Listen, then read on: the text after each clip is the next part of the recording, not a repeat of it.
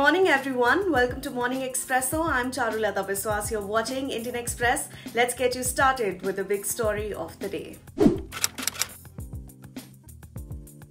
Making his displeasure known at the way in which the change in white ball captaincy has been handled by the BCCI, Test skipper Virat Kohli openly contradicted board President Sourav Ganguly's version of events, saying no one had asked him to stay back as T20 captain once he decided to quit due to workload issues.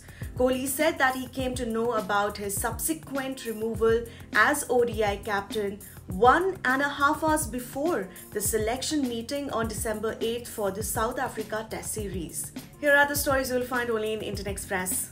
More than a year after Prime Minister Narendra Modi announced the plan during his Independence Day address of 2020, the Union Cabinet passed a proposal to raise the legal age of marriage for women from 18 to 21 years, the same as men. Sources told the Indian Express that following the Cabinet's approval, the government will introduce an amendment to the Prohibition of Child Marriage Act 2006 and consequently bring amendments to the Special Marriage Act and personal laws such as the Hindu Marriage Act 1955. Pratap Bhanu Mehta writes on the limits of the Hindu versus Hindutvavadi debate. He writes, "Don't expect the metaphysical project of defining a true Hindu to bell the political cat of building a decent society."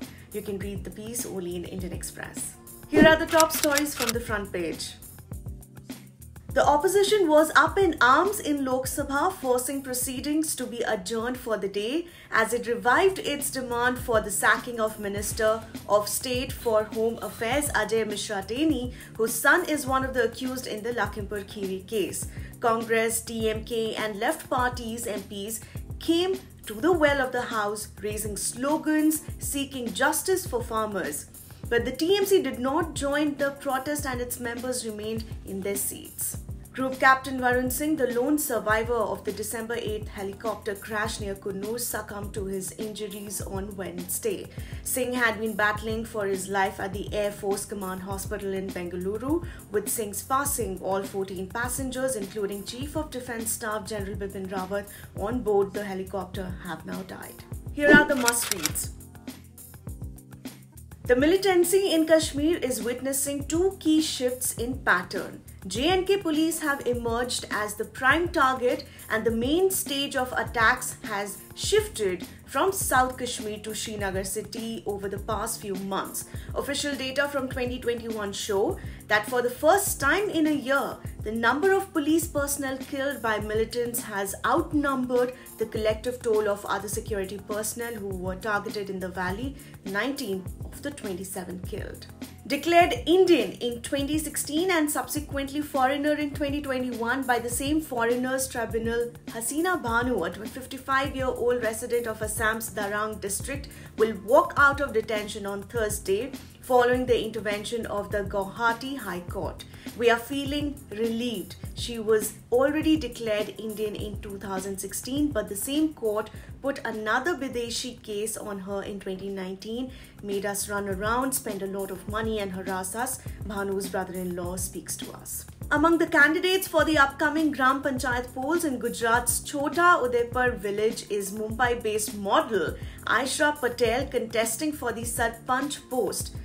She says, "When I spent the days at home during the lockdown, I realized how much the village still has to achieve."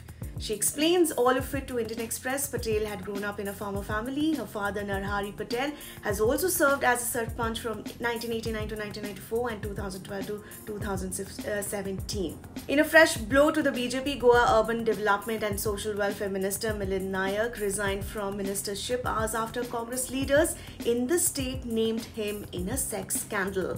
Chief Minister Pramod Sawant said that he had accepted his resignation and a free and fair investigation will be initiated. 5 decades may have passed since Lieutenant Colonel retired Surinder Kapoor led the troops that captured Shyamganj, a village along the border of West Bengal that was well entrenched with the Pakistani army, but memories of the mission are still fresh. He says, I kept seeking IAF support from the brigade headquarters only to be told that war had not yet been declared. I said, it's declared for me. Today his battalion, 1 Jammu and Kashmir Rifles, is set to epitomize the blood, sweat and tears that went into the war. And in today's Delhi Confidential, what do we talk about? When former Governor P. Sathasivam told PM Modi that farmers, particularly in southern states, were unaware of the centre's initiatives for them, the PM got him booklets that explain the government's programs. But Sathasivam was quick to point out that farmers in South India would not be allowed to follow booklets in Hindi and English. He said these booklets should also be available in regional languages, a suggestion PM Modi accepted according to our sources. And finally, in this episode of the Three Things podcast, Director CSIR IGIB Dr. Anurag Agarwal, India's top genome sequencer, answers our questions about the Omicron variant.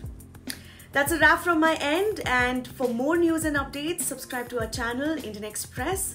Thank you for watching.